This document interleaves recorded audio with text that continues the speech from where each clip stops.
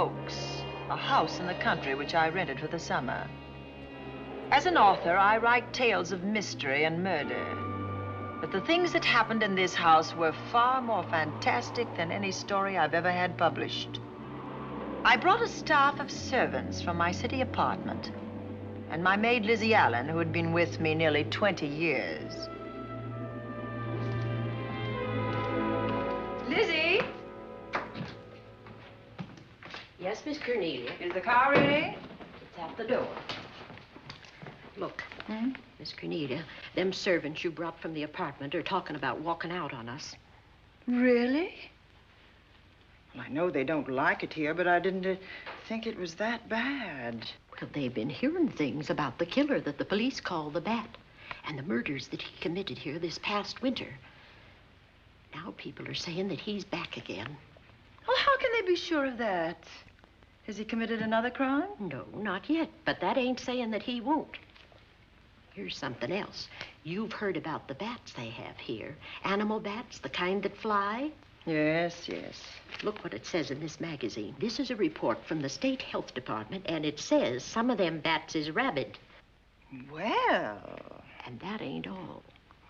Now there's a rumor going around that it was the bat himself, the killer, I mean, that released the rabid bats in this neighborhood. Oh, that's ridiculous. Well, the housekeeper, the cook, the butler, and the upstairs maid don't think so. Well, I can't help what they think. If hysterical nonsense like that can scare them out of their good jobs, it's their loss, not mine. Come on, Lizzie, I've got to get to the bank.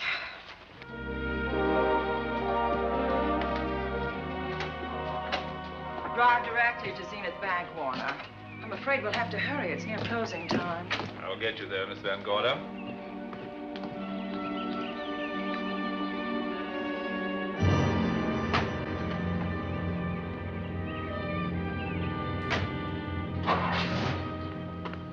Thanks again. Miss Van Gorder. How do you do, Mr. Barry? How are you? I'm very well, thank you. You remember Lizzie Allen? Of course. Hello, Miss Allen. How do you do? So you're spending the summer with us again? Yes, yes. I've leased the Oaks, the home of your bank president, John Fleming. I heard you had. I was surprised. Why? Is there something the matter with it? No. I was surprised because Mr. Fleming said he would never rent it. Oh? Well, I rented it from his nephew, Mark Fleming, who has the real estate office here. He said his uncle would be gone the entire summer. Well, that's right. Mr. Fleming's in the North Woods now with his physician, Dr. Wells. Oh, pardon me. Dale, I want you to meet my wife. We were married at Christmas time. That must have been nice. Believe me, it was. Oh, here she is. Oh, dear. My wife, Miss Van Gorder, Miss Allen. How do you do, Mrs. How do you do? Cornelia Van Gorder. Yes. Oh, well, I've read every murder mystery you've ever written. I just adored that weird one, The Private Morgue of Dr. X, even though it gave me the shivers. Only the shivers? Scared hell out of me. Oh. Well, I really mean that Miss Corney killed them off in that one. When you refer to my books, please don't call me Miss Corney. Pardon me, Mr. Bailey. Mr. Hines is here to see you. Oh, yes. Excuse me, please. Don't be strangers now. No, no, I we should won't. say not. Oh, so you're a bride. Well, not quite. Not since Christmas. You know, I'm sure I've seen you. Well, I used to be my husband's secretary here in the bank. Of course I remember. May I welcome our most distinguished visitor back to Zenith? Oh, that's very charming, but, Lieutenant Anderson. Lieutenant Anderson, of course. Chief of Detectives of the Zenith Police Department. This is Miss Allen. Miss Allen? How do you do? Lieutenant Anderson is one of our favorite citizens. He's on the bank's board of directors. Not bad for a policeman. You must have made a good thing of it. Well, I saved my money, if that's what you mean. It's near closing time, and I've got some business in the safe deposit vault. Please come and see me, Mrs. Bailey. Oh, I'd love to. And you, Lieutenant. Thank you. Goodbye. Goodbye. Nice to meet you. My, what a charming woman. She moved into the Oaks just the other day. That house is a proper setting for a writer of mysteries. Oh, it certainly is.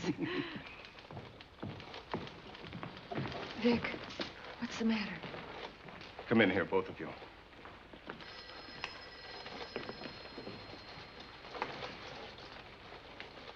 Andy, we're in trouble. Wendell Hines came in to pick up $350,000 worth of bonds that we were holding as collateral for a loan. They were kept in our special vault. Mr. Fleming and I are the only officers of the bank who have access to that vault. So?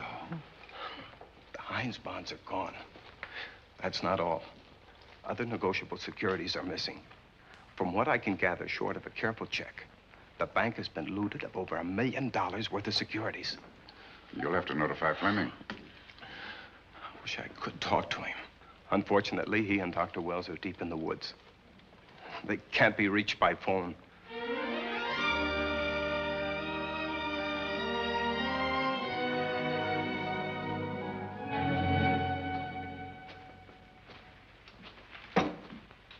What is it?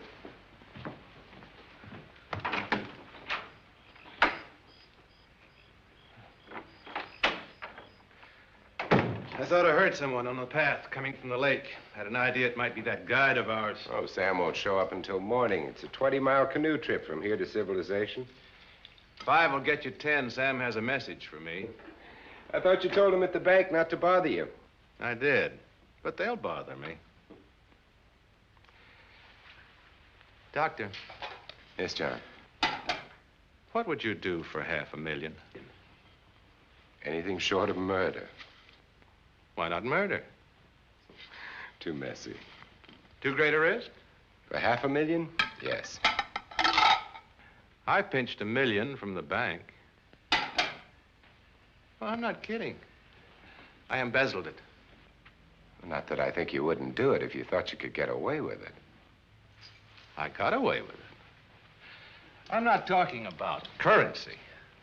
I took negotiable securities that could be converted into cash. I have the cash in 10s, 20s, and 100s. Well, I'm your doctor, not your lawyer. Why tell me this? You'll find out why. Who's going to take the blame for the robbery? Bailey, the cashier. They'll never suspect me. I like Bailey. Well, so do I. I love the guy. I gave him his first chance. He has a lovely little wife. Charming girl. Was the best man. Where's the $1 million? In my family's tomb in Zenith. In the crypt with my father's casket. I don't buy that, John. No? No. You forget that I had you in charge when you were a very sick man. When you raved in delirium. And I heard you talk about a hidden room. Now, where else could you put a hidden room except in that mansion you built? That white elephant you call the Oaks. Look, everyone knows I have a bad heart. Now, who would doubt it if you wired the bank directors that my heart had failed? That I had fallen from a great height here in the woods. And that I was badly smashed up. You could ship the body back for burial and instruct them not to open the casket due to the condition of its contents. Well, you realize, of course, that we'd have to have a body to put in that casket, which means that we'd have to deal with an undertaker at this end. Of course. Well, where do we get a body? Couldn't we provide one of our own? How about Sam? Sam, our guide? Sam weighs about as much as I do. He's practically a hermit. He wouldn't be missed for a long time. The local undertaker would know him. Not if we made him look as if he'd been in a serious accident. But if Bailey's going to take the blame, why'd he have to do this? A jury might acquit him. In that case, I'd be a logical suspect. I could disappear, of course, but it's safer if they think I'm dead.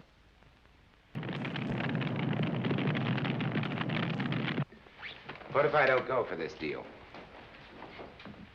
In that case, it would be too bad. You mean you'd kill me? What else could I do? Now that I've told you about the $1 million, I'd say you were shot in a hunting accident. Now, look, Doctor, if you can find another body instead of Sam's, it's all right with me. There's $500,000 in it for you. I'll do my best.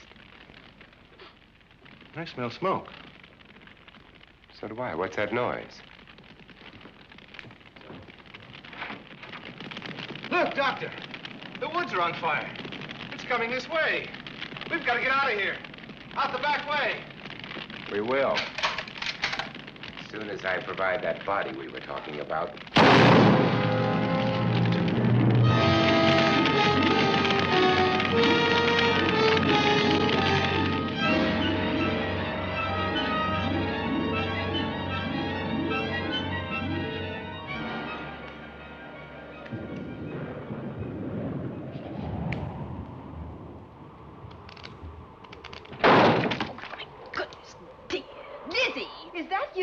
Yes, Miss Cornelia.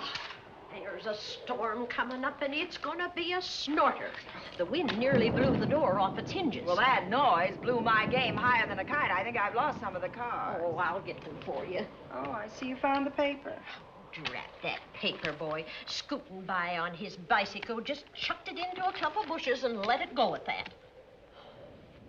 For land's sake, Mr. Vic Bailey's been arrested. Oh? I think. Victor Bailey, vice president and cashier of the Zenith Bank, was arraigned before United States Commissioner Alvin Fielding, charged with the embezzlement of over $1 million. I can't believe Vic Bailey had anything to do with that robbery. Oh, well, I see our landlord is home again. Landlord? Mr. Fleming. Dr. Malcolm Wells is back in town with the body of John Fleming, president of the Zenith Bank, who was killed in a forest fire. Mr. Fleming will be laid to rest in his family's tomb on Friday. And I hope he stays there. Well, why shouldn't he? Well, this is his house. And ever since he died, some funny things have happened here. For instance? The housekeeper, the cook, and the butler said that they heard strange noises at night. And the upstairs maid swore that she met a man without a face coming up the back stairs. Oh, so that's why they quit and left me to run this place without a staff. They didn't tell you, Miss Corney, but the truth is they was scared to stay. But you're still here, Lizzie. Haven't you seen anything? No. No, and even if I had, I ain't afraid of ghosts. They're afraid of me. Honest, Miss Corney, a spiritualist told me once that ghosts was allergic to me. But this Bat feller they keep talking about in the paper, I guess he'd be different. No, I don't think you would have the same effect on him. Oh, dear. What are they trying to do? Drive people away from this part of the country? Why, what does it say about the Bat? His specialty seems to be killing women. My goodness, 2 of them in one night. All his victims died the same way, like their throats had been ripped open with steel claws. That's a charming little caper. I'll have to try it sometime. In a book.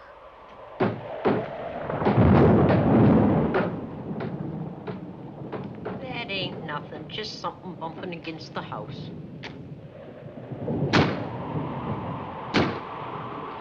That's just the wind banging a door. Pay no attention to it. Listen to this. One of his victims, who lived for a moment after she was found, described the Bat as a man without a face. Honest, Miss Corney, I think that woman must have been exaggerating.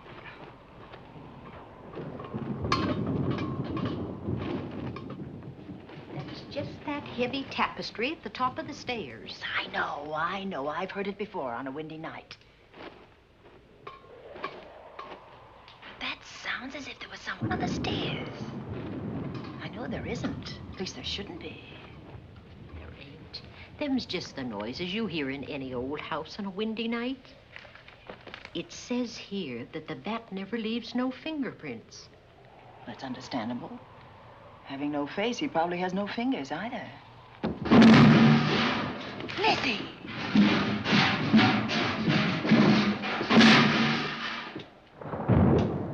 And that, I suppose, is the cat dropping its dentures.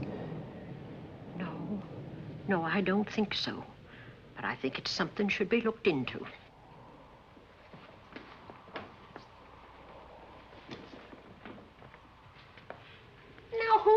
him down here.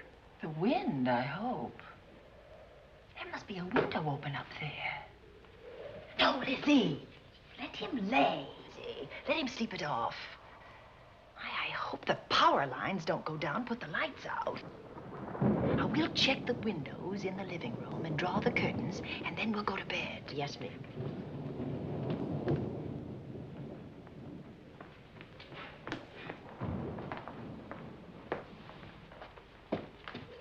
I won't be a minute.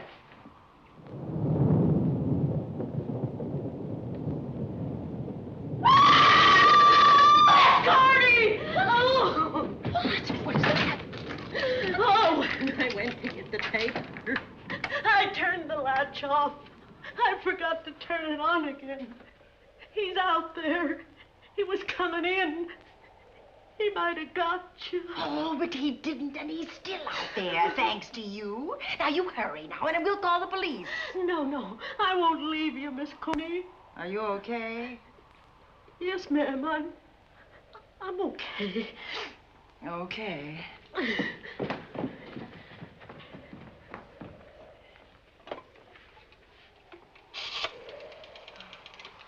Operator? Give me the police department, please. Zenith Police Department. This is Cornelia Van Gorder. I'm living at the Oaks. We know about that, Miss Van Gorder. Just a moment ago, a man tried to force his way into this house. You're not alone there, are you? What about your servants? Well, I have none except my chauffeur, and he's away. He won't be back until the morning. Now, there's only 2 of us here tonight, and we're going to lock ourselves in my room. Now, if any of your men see anything, will you have them call me? I'll send officers over there right away. Well, thank you very much. Come on, Lizzie. We're going to sleep in my room.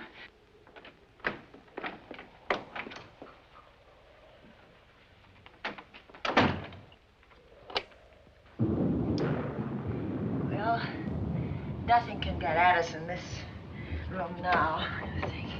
This door seems good and solid. Like the door to a tomb.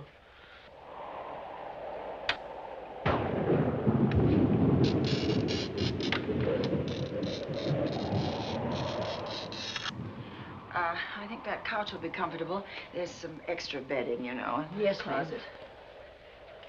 Let's see now.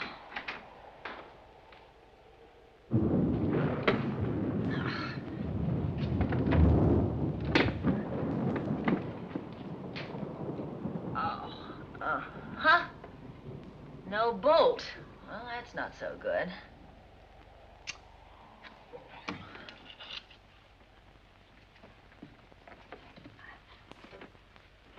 What's that for? That, my good woman, is a booby trap. If anybody tries to open this transom, this will be knocked off, and we'll hear it fall.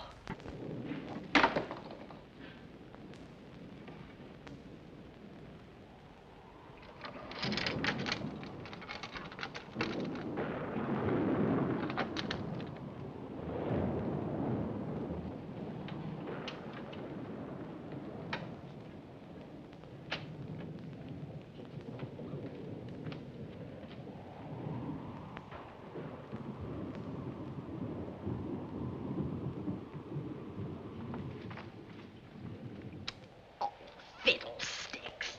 I forgot my night things, my robe, my gown, and my slippers. I'll go get them now. Now, wait a minute, Lizzie.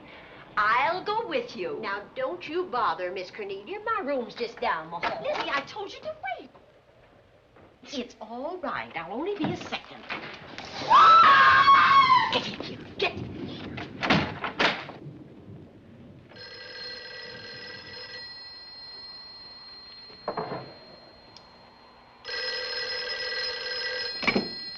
Yes? Miss Van Gorder? Yes? Zenith Police Department. There's a police car just outside your house, and the officers in it have reported that there's no sign of a prowler anywhere on the grounds. Well, the man's inside now. He's in the hall, just outside my bedroom. Have your men break through the kitchen door and search this place from top to bottom. Okay, Miss Van Gorder. Sit tight. I will. I have a gun, and I know how to use it.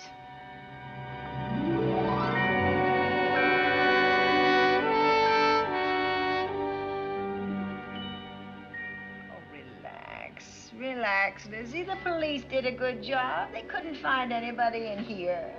But we both saw him, Miss Cornelia. All right, so he got away. But there are men on guard outside, so just try and get some rest. There's nothing can get at us here.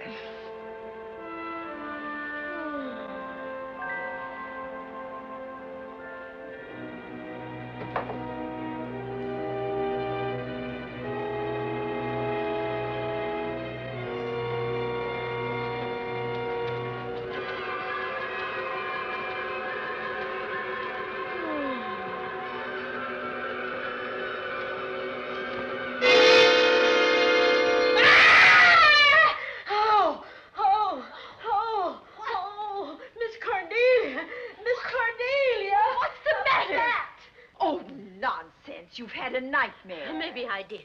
But there was a bat in it, and it bit me. What? It flew in that closet. Oh, good gracious, Lizzie, you're right. Oh.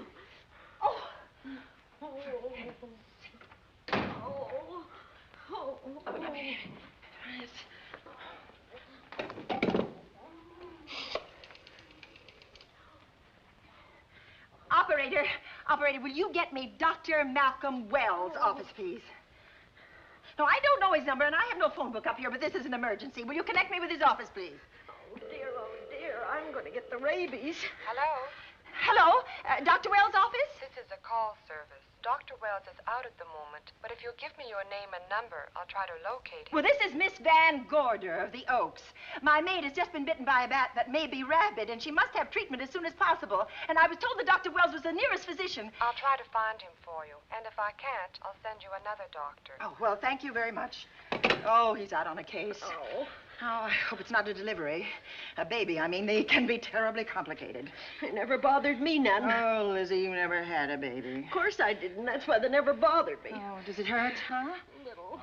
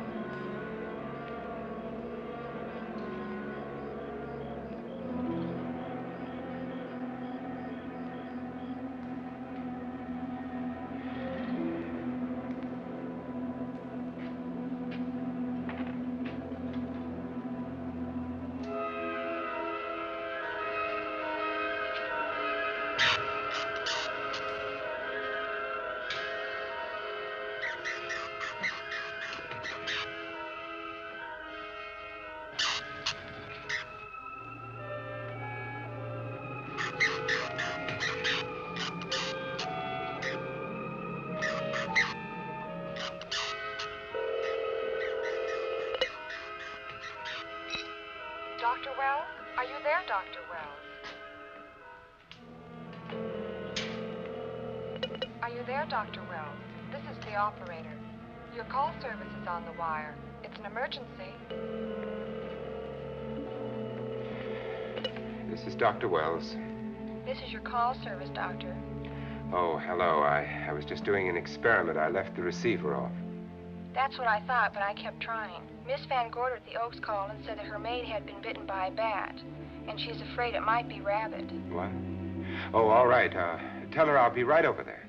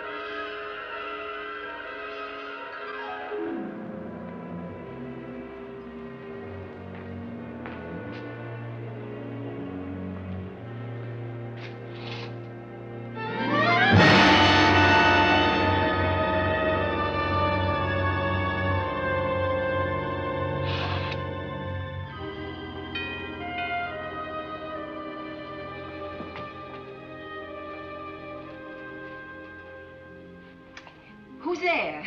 Dr. Wells. Come in. Good evening. Oh, I'm so glad they found you, Doctor. Well, I reached my office shortly after you called. How is your maid? Is she in any pain? No, she doesn't seem to be. Did the bat get away? No, I believe it's still in my bedroom. Oh, good. I'll want to examine it. There you go, Miss Allen. Now you feel better? Doctor, have I got the rabies? Well, I can tell you better after I've examined the bat's brain under a microscope. That thing's got a brain? Oh, you'd be surprised. Well, where is it? I think the little darling is in that closet. Oh. You know, it's a pity you leased this house, Miss Van Gorder. Why a pity? Well, my dear lady, I don't want to alarm you, but... Oh, well, after tonight, nothing can alarm me. Yes, I understand. It must have been terrifying. So many unexplainable things have happened here. There's something about the place. Your servants must have sensed it when they walked out on you. An apprehension of disaster. Well, let's see. Aha! Yes. There he is. All right, now. Take it easy. Nobody's going to hurt you. Quiet now. Quiet.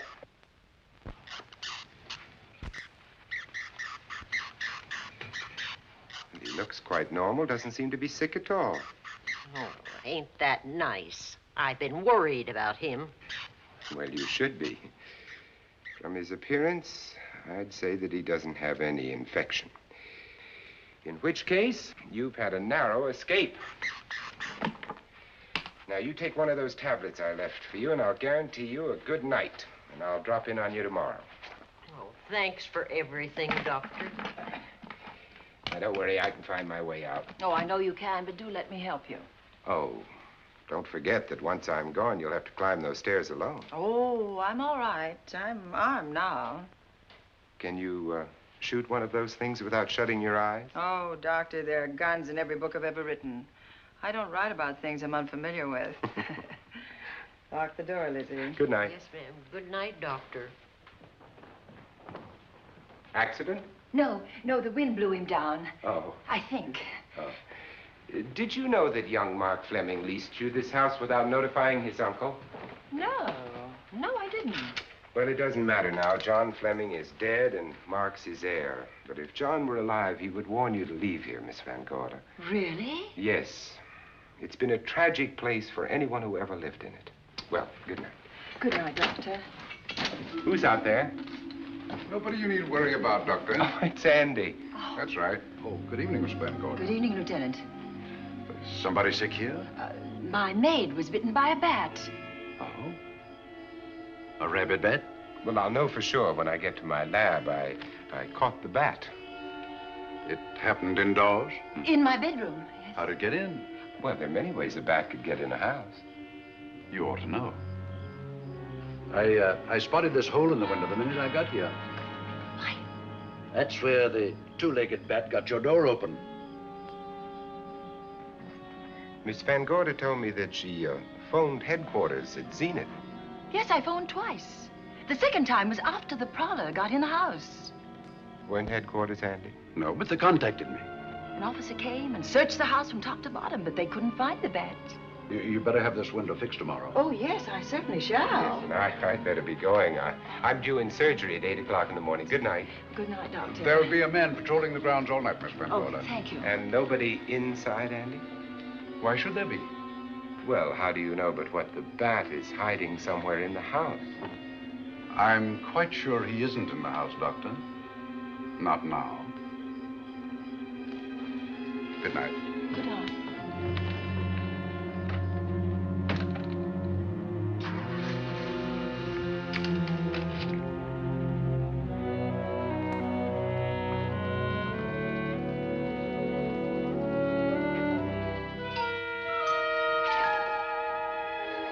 Hi, Andy. Hello, Mark. Well, congratulations. Real estate business must be picking up. New office, new furniture. New deal. How do you like it? It looks expensive. Are you squandering your inheritance? Oh, I haven't got it yet. Well, the paper says John Fleming left his entire fortune to you. Funny thing about that entire fortune is that we can't find it. No kidding. Oh, all Uncle John had in his bank account was a couple of $100. And his safe deposit box was empty. If we don't find that missing million, mine will be empty, too. How come? Well, all my savings were invested in Zenith Bank stock. The examiners won't certify the bank as solvent until those stolen securities are found. So the stockholders have voted an assessment that will wipe some of us out. It's a since those securities have been converted into cash. And if I can't find that cash, I'm sunk. Well, where are you going to look for it, Andy? Here in Zenith. Your uncle wouldn't take $1 million on a hunting trip, would he? You suspect Uncle John? Why, Andy, he founded the Zenith Bank. That'd be like robbing the family tomb. You think he wouldn't? Well, besides, Vic Bailey's fingerprints are all over the vault. Now, they didn't find any of Uncle John's fingerprints. Because he wiped them off. Can the defense prove that? They'll try to. Judy Hollander, Bailey's secretary, is a defense witness. And they believe her testimony will have a powerful effect on the jury. Oh, well, she has a powerful effect on me. Judy's a doll. Here's the book you mentioned, Judy. Your newest one. Yes, it's just been published. You can have that copy if you wish. Oh, it's a first edition and you've signed it. Yes, of course. Thank you so much. May I serve tea now, Miss Van Gorder? Yes, please do, Warner. Thank you. Well, I see you've engaged new servants. Yes, of course. Well, how did you persuade them to live in this house? Well, Jane Patterson, my new housekeeper, knows this house better than you do, Doctor. Oh? She worked for John Fleming. And Warner was my chauffeur. Chauffeur turned butler? Yes, it's incredible. He can play any part at a moment's notice. Did you get a plumber, Warner? No, we can't get a plumber for 3 days, madam. What about that leaking pipe? The basement will be flooded in 3 days. Well, the pipe is no longer leaking. You mean it's dried up of its own accord? No, not quite. I packed the elbow where the water was coming out. Packed the elbow? Oh, where did you learn how to do that? Well, into each life, a little rain must fall, and a careful man learns to keep himself dry. Now, is there anything else that you require, Miss Van Gorder? No, not at the moment, Warner. Thank you, madam. Now, there's a character. How long did you say that he worked for you as chauffeur? About 3 months. Well, I hope he doesn't have a police record. My dear Dale, it may interest you to know that the last night of his life, John Fleming told me that he loved your husband like a son. If Fleming were alive today, he would be fighting to prove Vic's innocence. Could Mr. Fleming prove his own innocence? Miss Van Gorder, can there be any doubt about it? There will be when Miss Hollander testifies at Vic's trial. Oh? You know something that we haven't heard yet, Judy? Something I saw with my own eyes. She's not permitted to say what it was. My dear girl, I wouldn't think of asking her. But let's assume for a moment that Fleming did steal the $1 million. Now, what would he do about it? Where is it? Hidden someplace where he could lay his hands on it without getting caught in the act. Now, if I was writing this, instead of living in the middle of it, I'd hide it right here in this spooky old house. Under a loose floorboard or up a chimney? If Mr. Fleming had the nerve to steal $1 million, he'd make his plans well in advance. I'd say he'd prepare a place to hide it. Possibly when this house was being built. Now, I rented this place from Mark Fleming, his nephew. I wonder if he'd have the floor plans. I'll ask him. Yes. Lizzie, will you bring Mrs. Bailey the phone? Oh, you ask him now. Okay. His number is Summit 7537. Oh, thank you, Lizzie. Summit 7537. Not bad, eh, Andy? That means new business. Now, you see, somebody wants to buy a house. Mark Fleming speaking. Oh, hello, Dale. Well, hang on a minute, honey, while I see if I have him. It's Dale Bailey, all excited. Miss Van Gorder wants to know if I have the floor plans of the Oaks. Now, what would she want with the floor plans? Well, she suggested to me that your uncle might have hidden the bank loot there.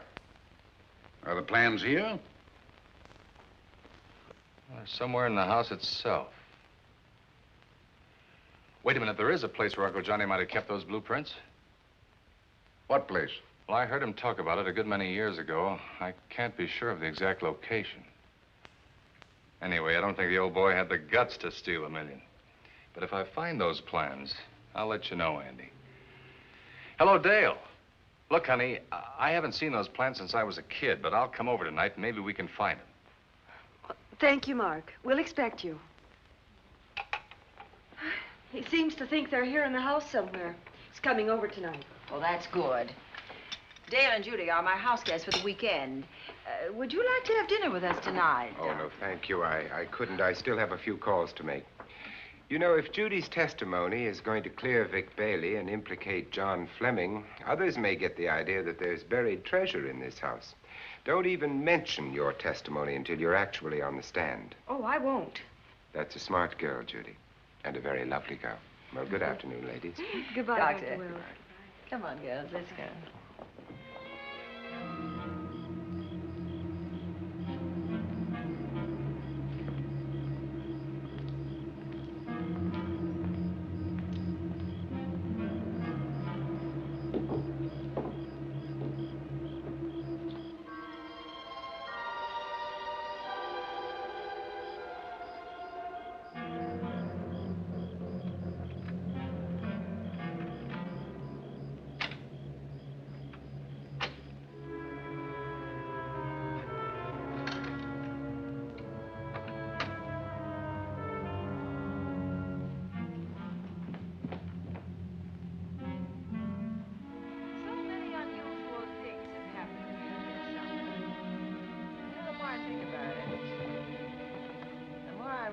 I should be putting them down on paper. Weren't you your husband's secretary, Dale? Yes, I was. Do you take shorthand? Well, my dear, if you'd like to have your mind occupied, I want you to work with me while I write the story of this fantastic criminal, the Bat.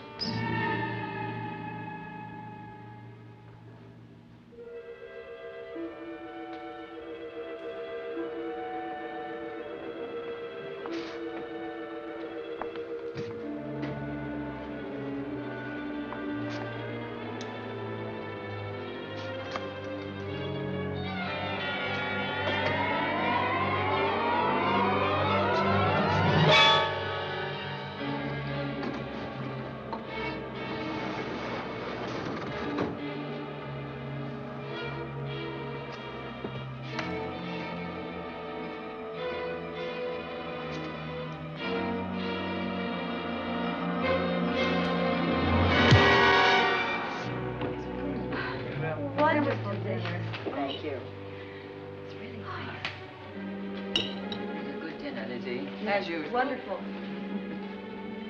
Oh, what a lovely piece of silver. It's an original, isn't it? Yes, they still use them in England for buffet breakfasts. Some hot water in the bottom. Should keep us hot, your sausages and your scrambled eggs. Interesting. It's very useful. Really nice.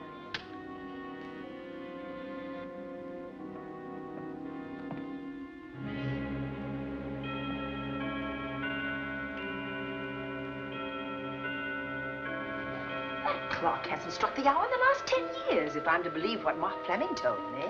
Why is it angled away from the wall like that? I don't know. Somebody must have moved it. Busy, very likely, when she was dusting. Wait a minute. Did you know there's a door in this paneling? No, I didn't. Oh, my gracious, so there is. Maybe it opens to a secret passage. Well, certainly to a secret something. Who knows, girls? We'll be about to stumble on that missing million. Oh, this is... Oh. There's a panel. There must be some gimmick to it. There always is. Yes, it moves. It moves. It moves. Oh, look.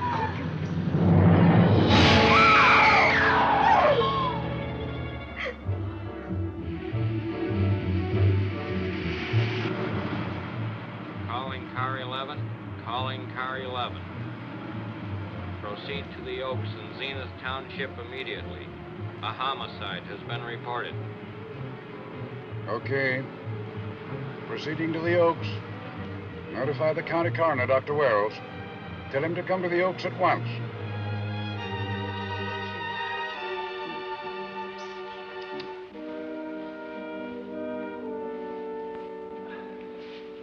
Horrible.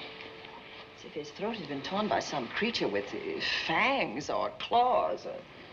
That's his sign. We found it on the others he killed. I'd hoped those reports that he was up to his old tricks again were pure imagination, but apparently they're based on fact. He's come back. Back to the scene of his kills. Yes, that's who I mean. That's who did this. The bat. Who found Mark? We all did. And it's Dale and Judy and I. Lizzie was in the dining room. This is my new housekeeper, Jane Patterson. You know, she worked for John Fleming. I know her. Where were you, Mrs. Patterson? In the kitchen, cleaning up. I cooked the dinner tonight. Did you know that the secret closet was here? No. It was behind the grandfather's clock. Well, it was I who found it, really. Noticed the clock had been moved and the door wasn't quite closed. I'll get it.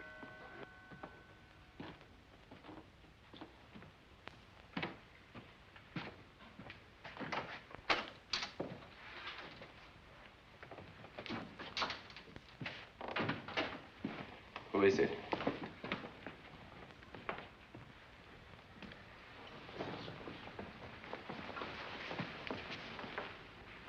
Mark Fleming.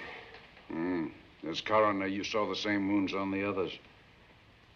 How long's he been dead? Oh, I'd say about a half an hour. You believe it was the bat? That's a bat's trademark. Perhaps he's still in the house. That's possible.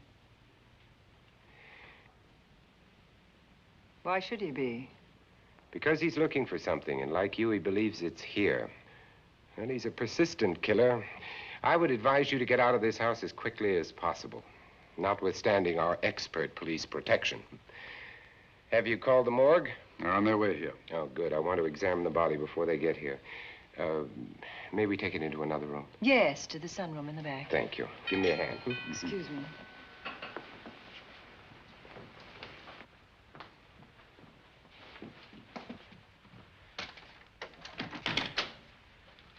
Oh, Warner, where have you been? Well, madam, has been an accident? There's been a murder. Mark Fleming, the young man from whom I leased this place, was killed here tonight. They know who did it? Well, they believe it was the bat. I'm sorry I had to use the front door, Miss Van Gorder, but I forgot my keys, and when I rang the bell at the kitchen door, there was no response. Oh, this is Warner, Lieutenant. He's my butler. He was my chauffeur. Why'd you promote him? Well, it's very difficult to find a butler. They don't like service in the country. Have you been a butler before? I've served in many capacities, sir, but this was my night off, and I forgot my keys. I heard that part. What time did you leave the house tonight? Oh, about 6:30. I had dinner at Wiley's Roadhouse. Can you prove where you spent the rest of the evening? I can try. Try hard. And don't leave the house. I'll get to you later. Very good, sir. I shall be in my room, Miss Van Gorder, if you need me. Yes, Warner. Surely you don't think he's... Warren and I have met before. I can't recall where or when, but I will.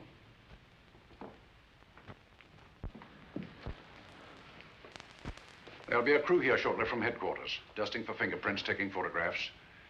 But in the meantime, Mrs. Patterson, you aren't leaving the house tonight, are you? No, Lieutenant. Don't. I'll talk to you in the morning. Good night. Good night, sir. Good night, Miss Van Gorder. Dale, I was with Mark Fleming this afternoon when you talked to him about the floor plans of this house. I heard him tell you he was coming here tonight. Dale called him at my request. She told me he was coming. Who else heard her tell you that?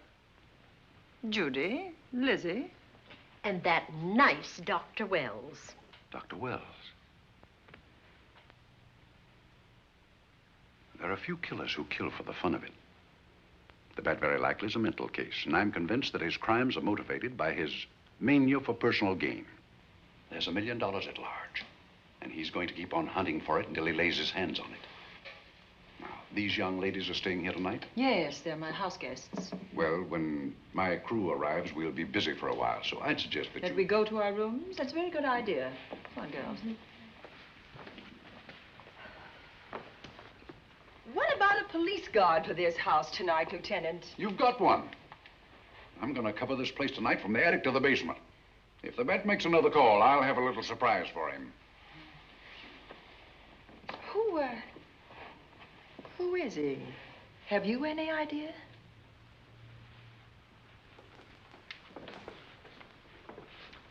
He could be anybody. So far, there are clues to his identity, but nothing we could take before a jury. I'm afraid we must look higher than the criminal world. He may be a merchant, lawyer, doctor, scientist, one of the pillars of his community. Ladies, lock your doors tonight. Stay behind them. I promise you you'll be safe. Good night. Good night, Lieutenant. Good night.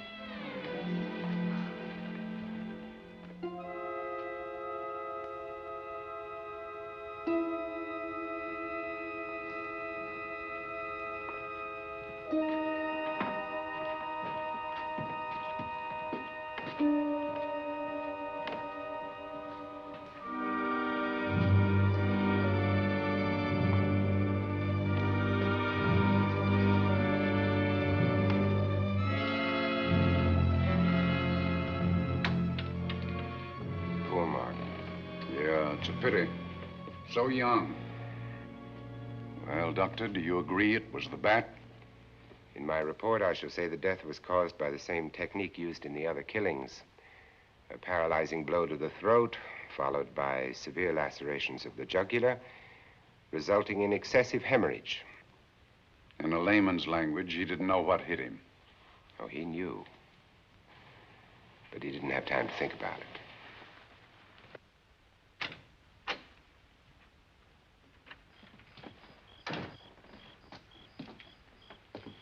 Staying here tonight, Andy?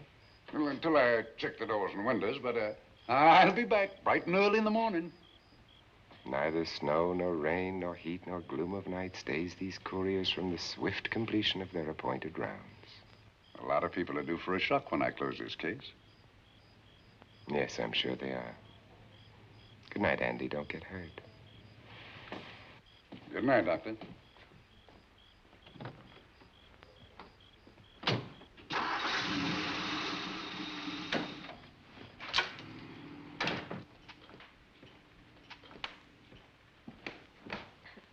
You know, I think we'd better let you get some sleep. Oh, Lizzie and I share this room for mutual protection. You know, one night, a storm blew the wires down, put the lights out, and I went out the next day and bought a half a dozen of these things. You better take one with you, Dale. Oh, thank you. We'll go across the hall now. Are you sure there's nothing else you need? Oh, no. Quite sure. We'll be all right. Well, if anything bothers you, you just sing out, and 2 strong women will come to your rescue. Oh, nothing will bother us. Not with Andy on the job. No. Well, good night. Good night, Miss Van Gordon. See you in the Don't worry, everything will be all right. We won't. Good night. Good night.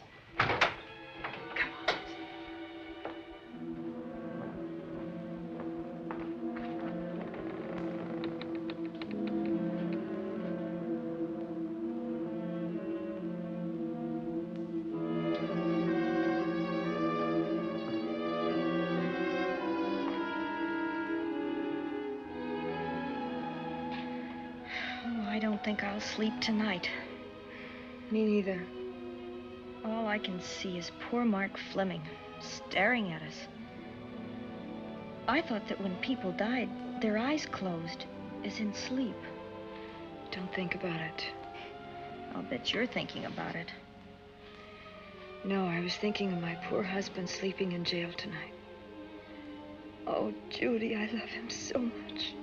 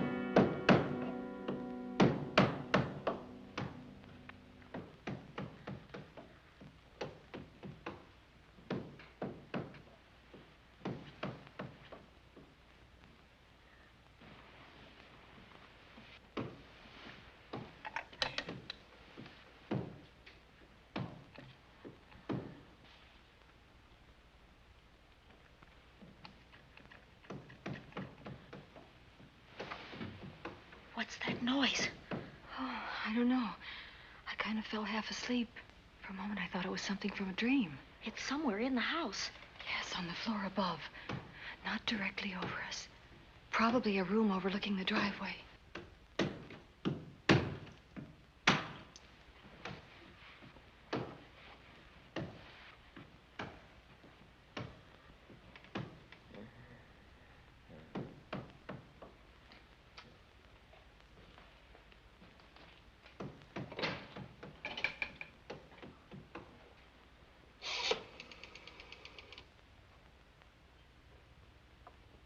Should we call Miss Van Gorder? She'll hear it.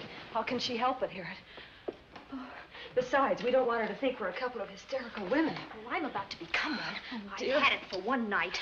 Dale, you're not going out in that hall. I want to know what's happening up there. But Lieutenant Anderson said if we stayed behind our locked doors, we'd be safe. Vic isn't safe locked up in that jail. Suppose that stolen money is in this house. Mark Fleming seemed to think it was. Maybe that's what somebody's looking for.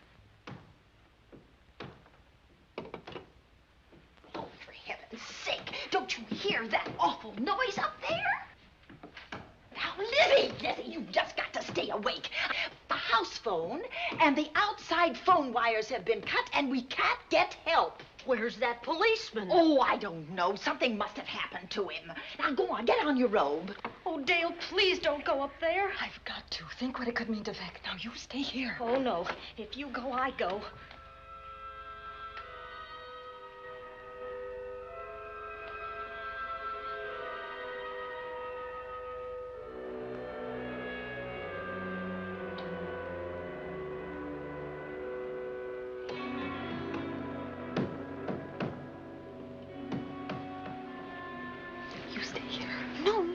You go up there alone. You wait here. I'm going to see what it is. Oh, please let me go with you, Judy, Dale. will you warn me if anyone comes? Now, only be a moment. Now, wait.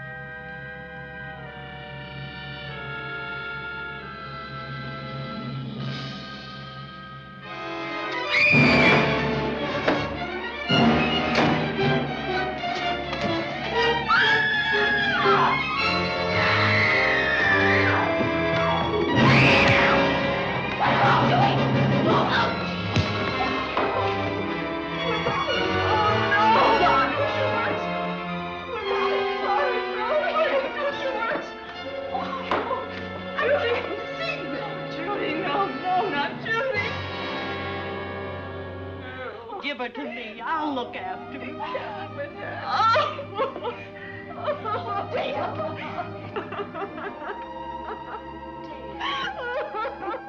Poor baby.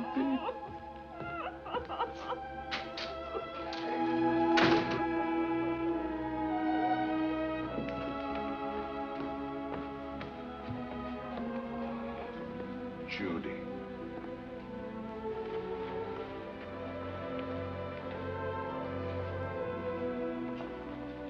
The bat. Yes, the bat. He caught her at the head of the stairs. We saw him rushing down the stairs as we came out of the room. I hurled that after him. I hit him, I believe. I'm going to cover this place from attic to basement, you said. Well, what were you covering when that poor child was murdered? Where were you? I saw a man outside in the grounds. I went out there and hunted him. I heard him in among the trees, and so I followed the sound of him as far as the brook down near the back road. And then I lost him. I'd rather give my own life than have this happen to Judy. But I told you to stay in your rooms and lock your doors and stay there. What was she doing at the head of those stairs? That was my fault. They heard a strange noise, heavy pounding in one of the rooms on the 3rd floor. We all heard it. I wanted to see what it was. Judy, she wouldn't let me go out by myself. I made her stay on the balcony. What about your new butler? Oh, well, he's in his room, I suppose. Oh, Mrs. Patterson. Oh, yes. Did you know what happened here? No, sir, but I heard the screams. I went to call Warner. We have rooms on the same floor, but he wasn't in his room. His bed hasn't been slept in. If Mrs. Patterson heard the screams, Warner could certainly hear them. You're quite right, sir. I heard them. Oh, you did? And where were you? Outside in the grounds. Miss Holland has been murdered. No.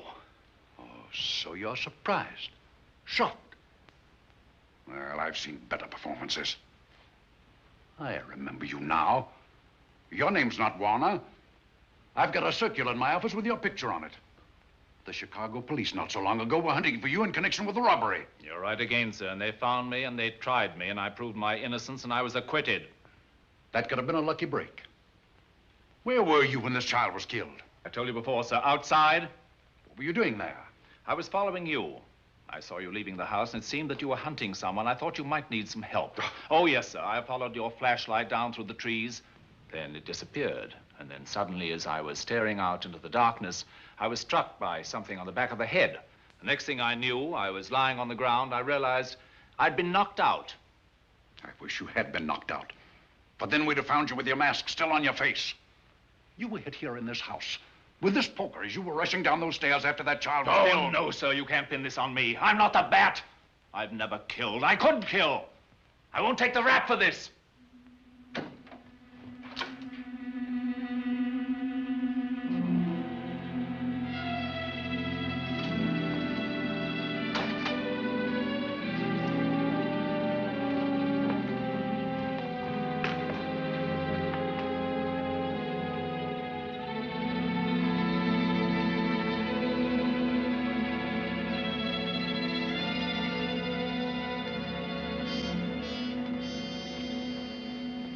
Doctor, we have another case for the county coroner. You see, the bat came back. Why did you come back, Doctor? Well, I had an accident about a mile down the road. The right rear wheel of my car came off and I plunged into the ditch. This was the nearest house, so I came here to call for help. I thought I'd find you around, Andy. Physician, heal thyself. You must have been hit by something on the back of your head. I told you I had an accident. So you did, Doctor. So you did. I could be wrong. But maybe I'm not. We shall see.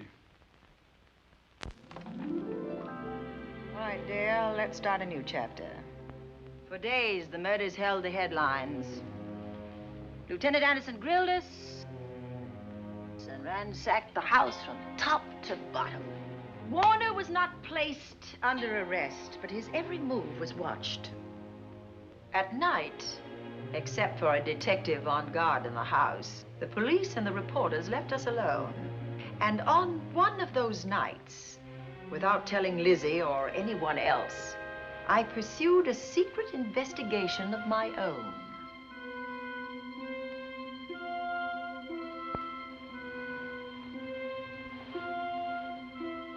It was in an empty room on the 3rd floor where we kept our trunks and other things.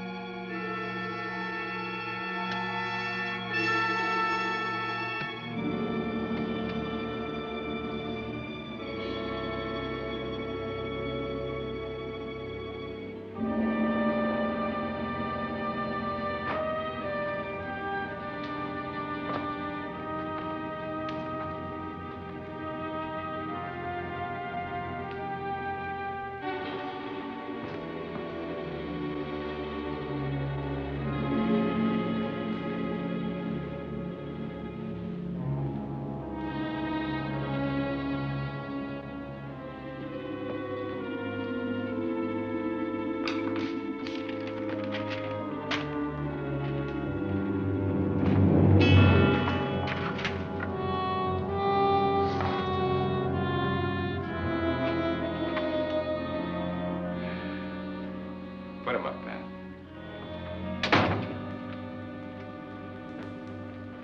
It's a bright idea to kill me in my own lab and let people think that I'm the bat. But you had to kill me first. What was it to be, ambush? And clever as you are, you're not smart enough to do that. Nor were you smart enough to find the money, though you came quite close to it. But I know where it is. And when you're dead with that sign pinned on your chest, I'm going to collect it and live happily ever after. He destroyed himself. How true that will be. Well, goodbye, Bat. Here's a serum that will heal you whether you're rabid or not.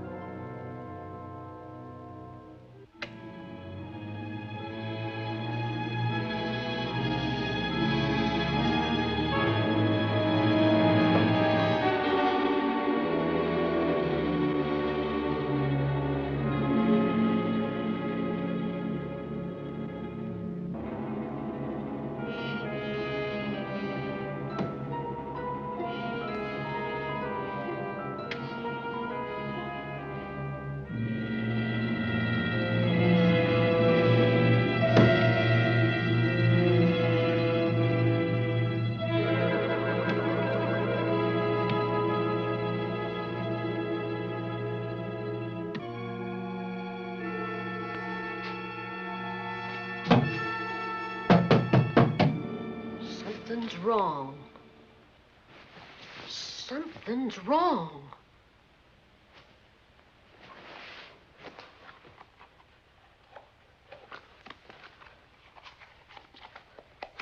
Miss Cornelia!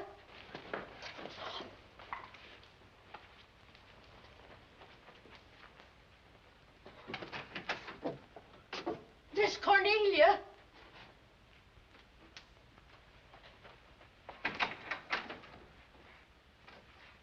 Now, where would she be going at this time of night?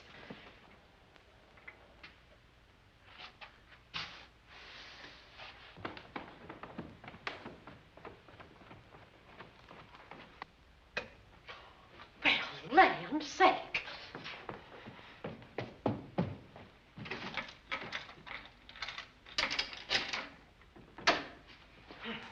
I never. Oh. Mr. Davenport. Mr. Davenport. Oh, a fine thing. The door unbolted, the chain off, and you asleep on the job. Wait till Lieutenant Anderson hears about this. Come on, wake up. What's the matter with you? I don't know. My head hurts. My whole body's numb. Here, take a sip of this. Try to snap out of it. I'll be back in a minute.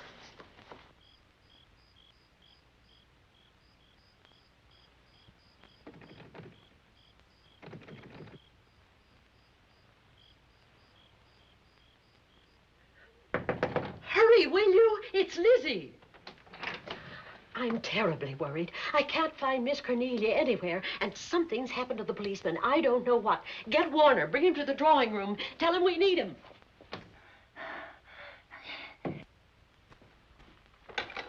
Are you all right now? Yeah, I'll be all right in a minute. I remember now. I took a drink of wine from that decanter there. Miss Van Gorder told me to help myself. She wouldn't put nothing in it? Well, somebody did. Somebody who knew I was on duty here. Then it was somebody that got Miss Van Gorder. I can't find her anywhere. Upstairs, downstairs, or in the basement. I told the housekeeper to get Warner. Lieutenant Anderson will want to know about this. Hello.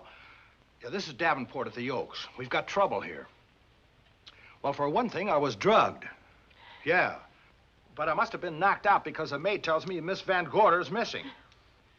Well, you better call Anderson and let him know. He's not at home. Well, where is he? Out on a case? What case? Dr. Wells.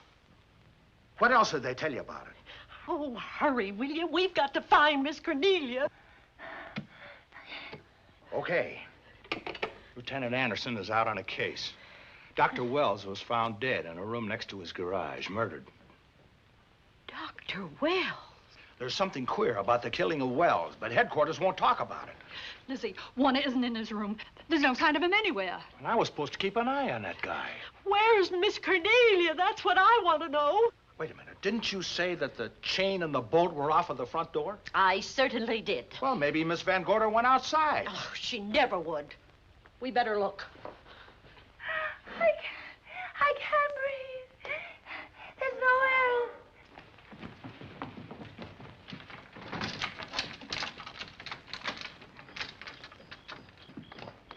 Miss Cornelia. Oh, Miss Van Miss Gorder. Cornelia.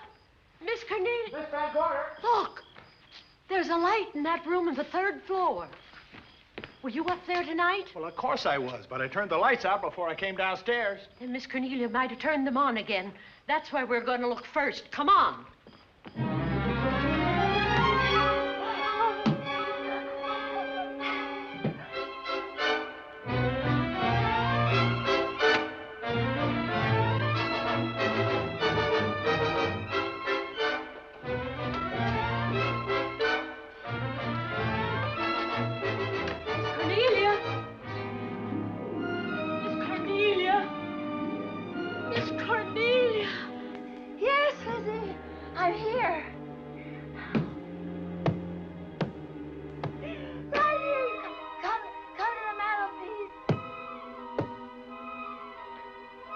Here we are, Miss Van Gorder. What do we do now? Over the mantel, there are 5 panels.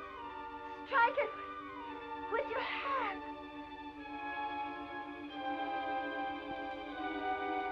Which panel did you say, Miss Van Gorder? Oh, Van Gorder, which panel? We couldn't hear you.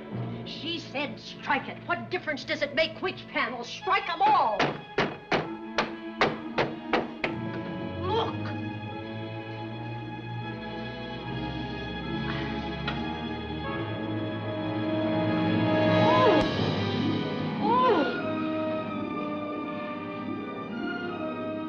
Oh, it's all right now. It's all right, dear. Lizzie's here.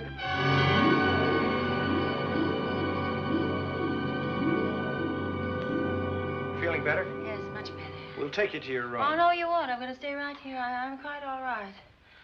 Oh, how blessed it is to breathe without an effort. You know, no one knows how sweet the air can taste until someone shuts it off for a moment. That room is just like a box. When the mantelpiece closed, it seemed like all the air was drawn out of it. Look, there it goes again. Let it close. I can open it from in here. There's a control panel behind this blueprint. Electric motor under the trap door here. Once the door is open, you can keep it that way. I believe that the fireplace in this other room opens the same way. And it does. I tried to find this, but I couldn't find it. Yeah, it's back at this blueprint here. Well, it's quite a setup. Too bad we can't open that safe in the same way. Take an expert to crack this box or a shot of nitro. Well, maybe that's what the bat had in mind. Could be. Seems he's on the prowl tonight. Miss Van Gorder, Warner has disappeared. And Dr. Wells has been murdered. Dr. Wells? Lieutenant Anderson's on that case right now.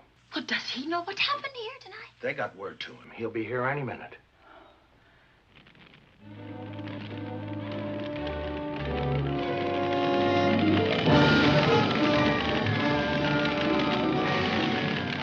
What's that noise? Miss Van Gorder, the garage is on fire. Scott, look at that. Lizzie, put that light out in the other room. Now, where are you going? To report the fire. Well, you just stay right here. But Miss Van Gorder, the garage. Well, let it burn. You watch the stair. Can't you see that fire was set to get us out of the house? Out of the house? Were you talking about the... Yes, I'm talking about the bat. Now that the lights are out, he'll think his trick has worked, and we've gone. He'll be here any minute. Well, so will Lieutenant Anderson. I hope so, but the bat will be here first. And he'll kill again if we're in his way. We've got to be as clever as he is.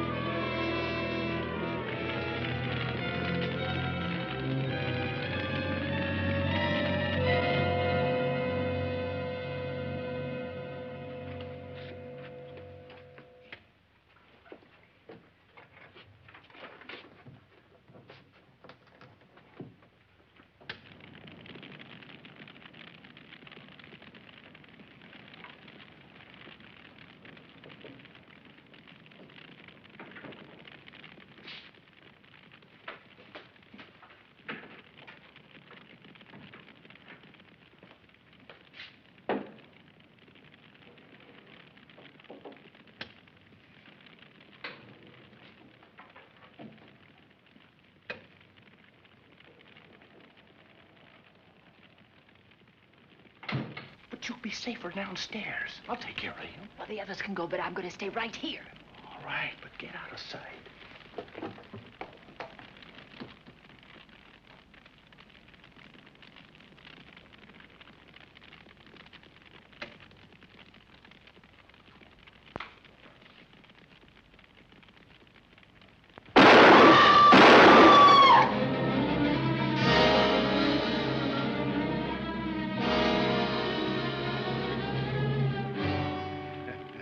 Let's face it, ladies, and get it over with. Others have seen my face before they died, but I'll have to deny you that pleasure. This would make a good scene for your book, Miss Van Gorder, but I'm afraid you'll never write it.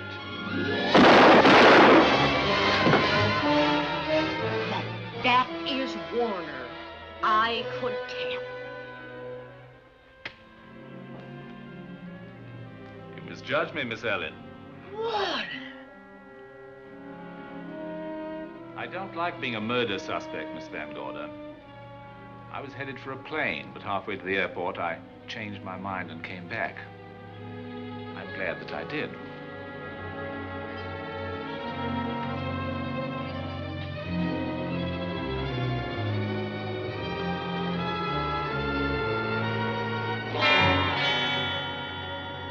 Why, it's Lieutenant Anderson.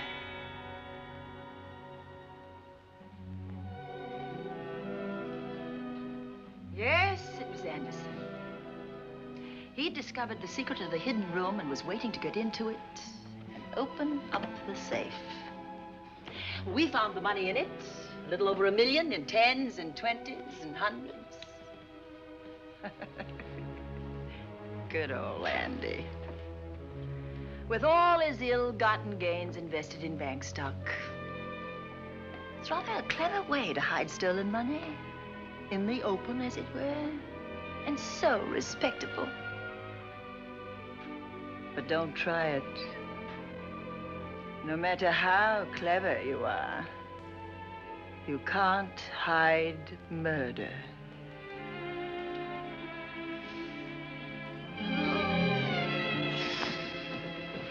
Well, that's it, Dale. That's the end.